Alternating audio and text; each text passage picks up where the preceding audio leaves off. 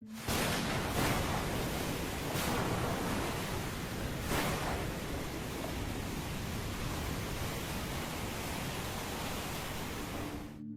a graça do nosso Senhor Jesus Cristo, o amor de Deus, e a comunhão do Espírito Santo, sejam com todos vocês.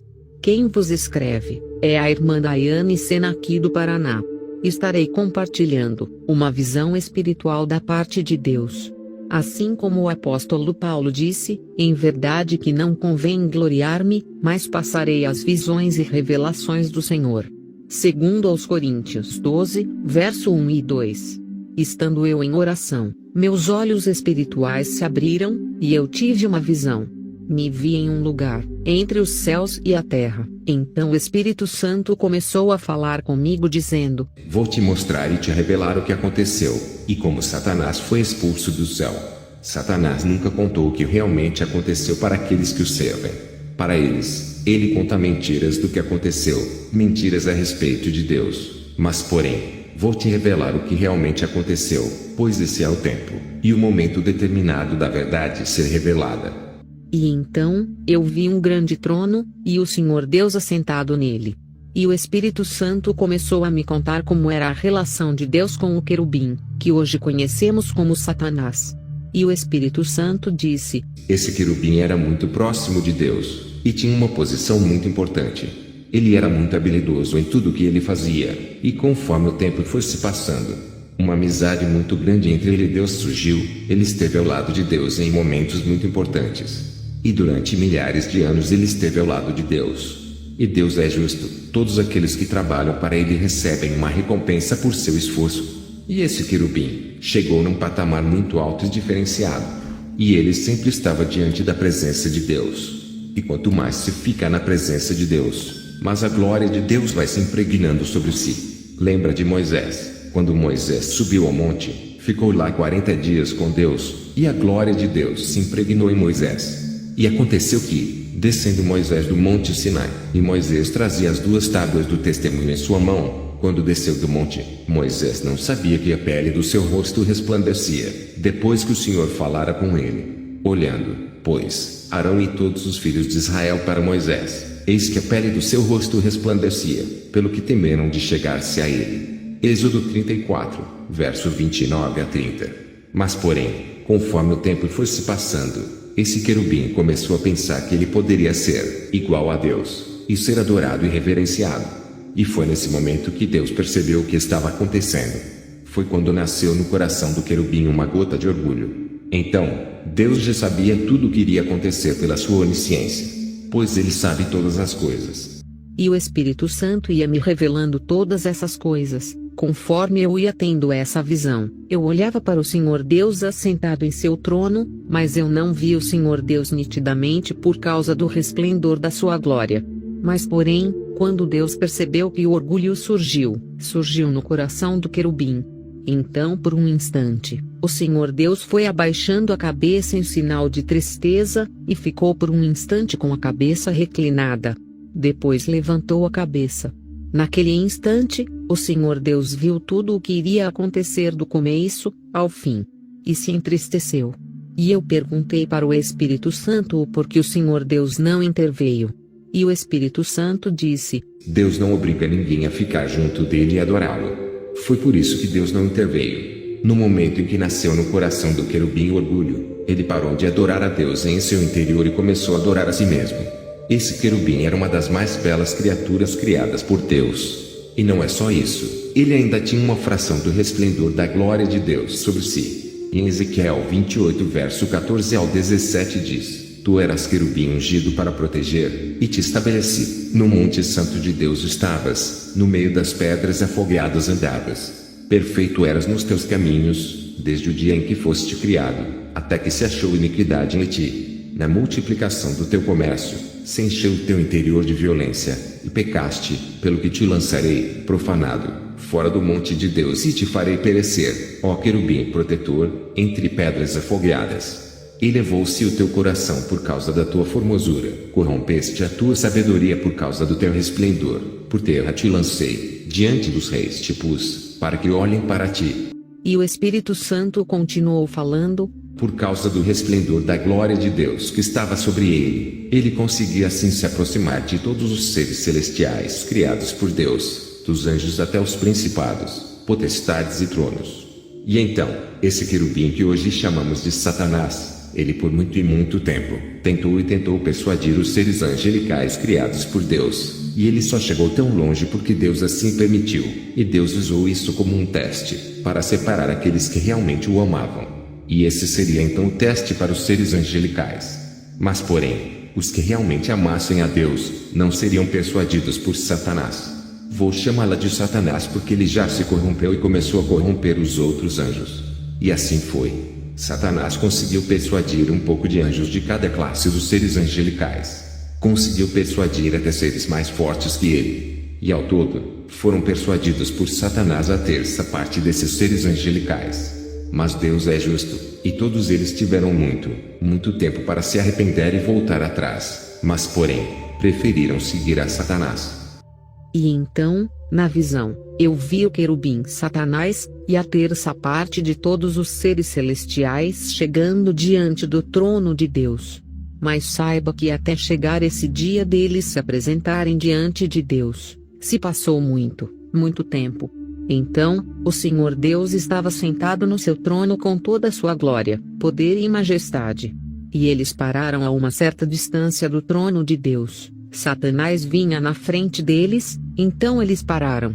Mas porém, Satanás continuou indo na direção de Deus, e então, logo parou também. Mas não houve discussão, nem deu tempo de Satanás falar nada. O Senhor Deus simplesmente estendeu uma das suas mãos na direção de Satanás. Tudo aquilo que Deus tinha dado a Satanás quando o criou, Deus pegou de volta. E Satanás ficou só no esqueleto. Toda a beleza e formosura dele sumiu. Ele ficou parecendo um monstro esquelético todo carbonizado, e naquele instante, Satanás percebeu quem realmente ele era diante de Deus, do Deus Todo-Poderoso. E ele percebeu que não passava de uma pequena criatura criada por Deus. E então, em instantes, todos os outros seres angelicais que estavam com Satanás ficaram parecidos com ele, ficaram com as aparências monstruosas, pois eles pararam de adorar a Deus, e escolheram seguir a Satanás. E naquele momento, eles ficaram parecidos com Satanás. E o Espírito Santo me disse que você fica parecido com quem você adora.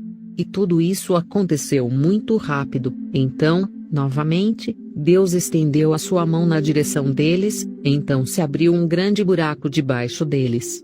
E eles começaram a cair, e foram passando por várias dimensões espirituais, ficando cada vez mais longe de Deus.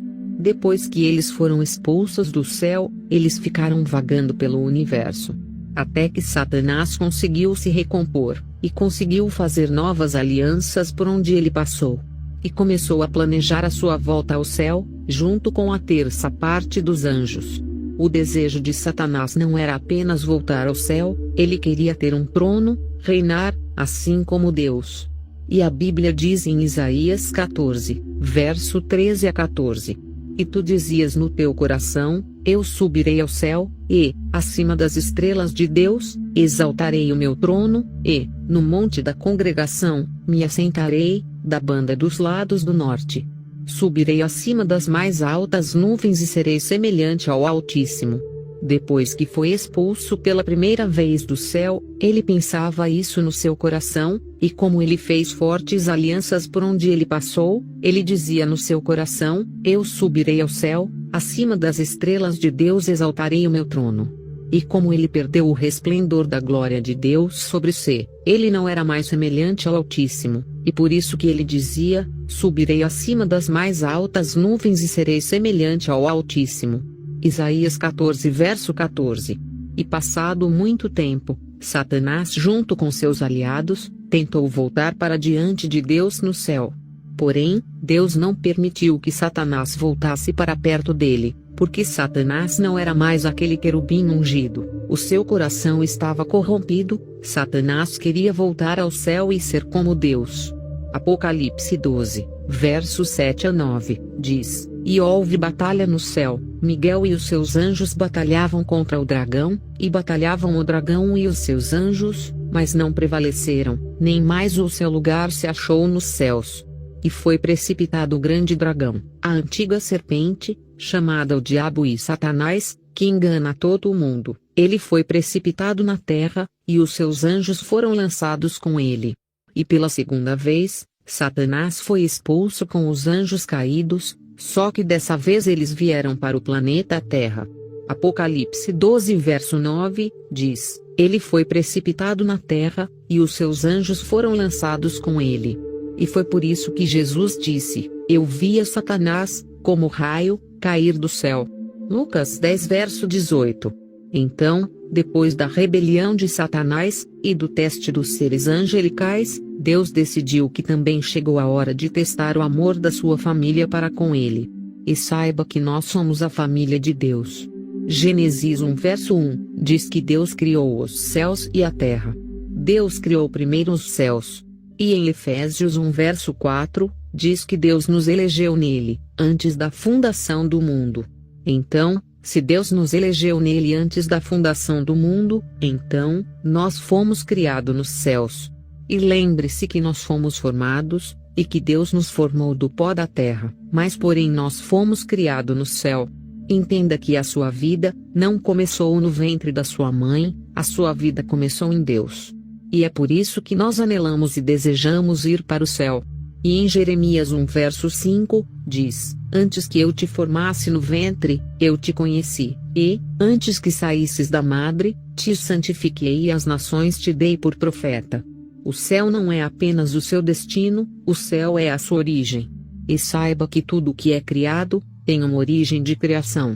Os seres humanos têm uma origem de criação, Deus nos criou.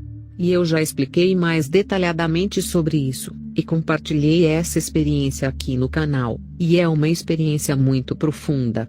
E se você não ouviu, ouça que você vai entender melhor o que eu estou dizendo. Então, os anjos foram os primeiros que passaram pelo teste de Deus, porque somente quem ama a Deus verdadeiramente vai permanecer junto de Deus.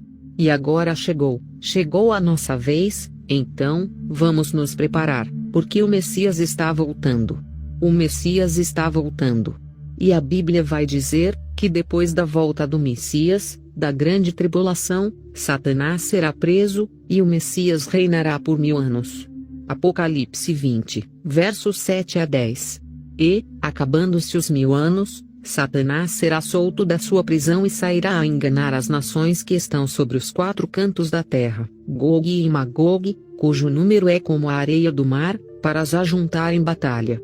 E subiram sobre a largura da terra e cercaram o arraial dos santos e a cidade amada, mas desceu o fogo do céu e os devorou. E o diabo, que os enganava, foi lançado no lago de fogo e enxofre, onde está a besta e o falso profeta, e de dia e de noite serão atormentados para todo sempre. E pela terceira e última vez, Satanás com todos os anjos caídos, serão lançados no lago de fogo e enxofre, e serão atormentados para todo sempre. E então, a Bíblia diz em Apocalipse 21, verso 4 a 7. E Deus limpará de seus olhos toda lágrima, e não haverá mais morte, nem pranto, nem clamor, nem dor, porque já as primeiras coisas são passadas. E o que estava sentado sobre o trono disse: Eis que faço novas todas as coisas. E disse-me: Escreve, porque estas palavras são verdadeiras e fiéis. E disse-me mais: Está cumprido, eu sou o Alfa e o Ômega, o princípio e o fim. A quem quer que tiver sede, de graça lhe darei da fonte da água da vida. Quem vencer herdará todas as coisas, e eu serei seu Deus, e ele será meu filho. Amém. Lembrando que eu só compartilhei o que o Senhor Deus permitiu compartilhar, mas saiba que existem muitos mais mistérios a serem revelados. Deus abençoe, e fiquem todos na paz do Senhor.